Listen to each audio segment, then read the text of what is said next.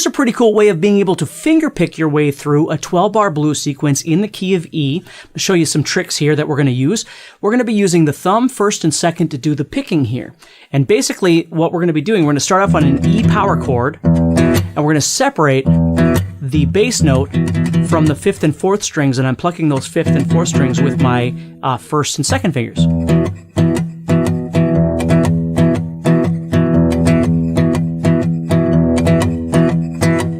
Kind of get an old school blues sound there.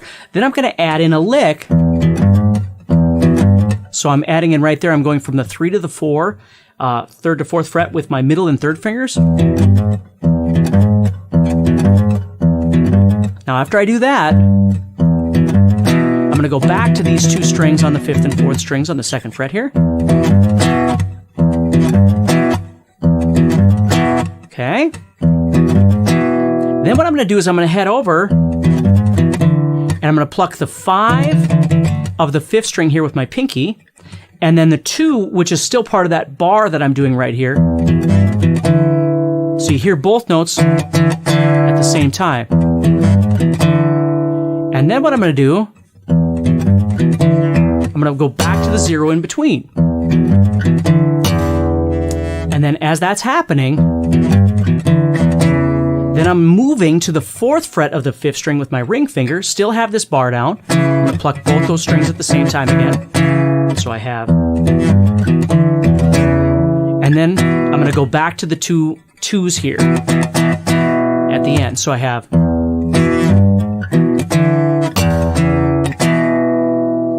That's how the pattern goes over all 3 chord changes.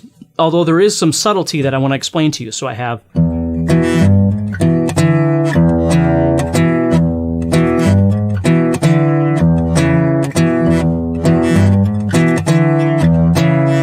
Now, when I'm going to transfer from the E to the A, when I'm going to change chords from the E chord to the A chord, because it's kind of cruising along here, what I use as a cheater is open strings. So when I'm ready to move from the E chord to the A chord, and when I get to the A chord, I'm going to do the exact same thing. Just 1 string higher, right?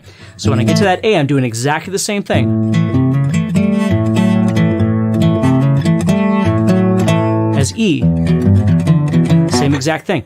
But when I move between them, instead of playing these 2 2s at the end, I'm just going to play some 0s, which gives me a chance to move. So watch this. I'll do this nice and slow. Here it comes. Right there. That's going to give me a chance to reposition. Then I'm going to do the same thing here.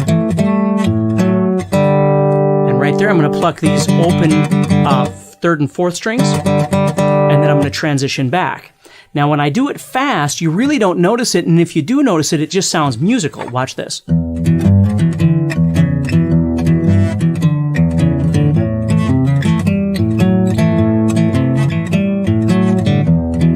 See, you don't really notice it, and even if you do, again, it sounds fine. So that's a nice little cheater that gets you from one chord to the next.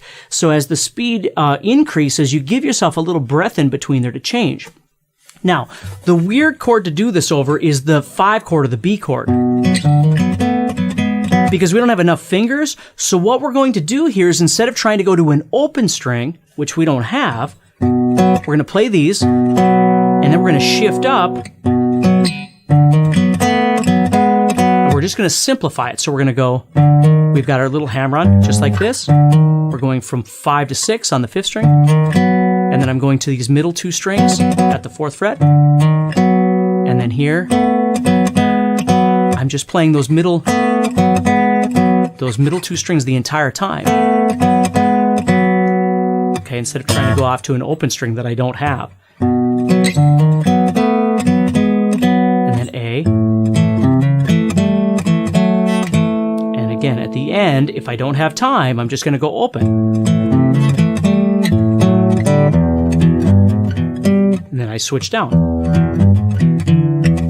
And then I just ended on a B7. However you'd like. So let me play the whole thing nice and slow for you.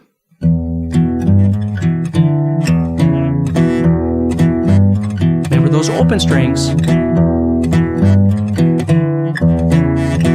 Here comes my transition. So right there, I can hit any of these strings open, just something open to give me a chance.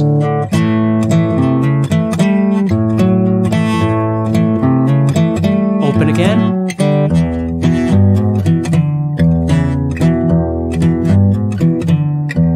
Sorry, I'm thinking about the next one coming. I'm playing slow here. So then I go to the 5, and then the A. Open, because I'm switching back, right? So again, as I play it faster now, you're going to get the feel of this. Here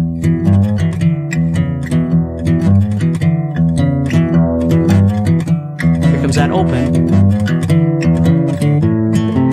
which gives me a chance to shift. Here it is. Shift. And there, I can do two different things. I can go and then shift up like this, or sometimes what I like to do, I might slide from 5 to 6. Or, and again, for you, the key is which one is more comfortable for you. Or, then I got to get back down to A, and then back to the E, and I'm going to use that little open thing there. Now, you don't have to use the open strings like I'm doing. It's just a little idea, a little cheer if you've never done that before. If you're playing it really slow, you probably don't need to do that. But as it gets faster, sometimes your fingers will kind of fumble over each other, or it'll sound very robotic, trying to wait till the very last second to shift. So what players do a lot of times is you just add those open strings in to try and make things sound a little bit more smooth and a bit more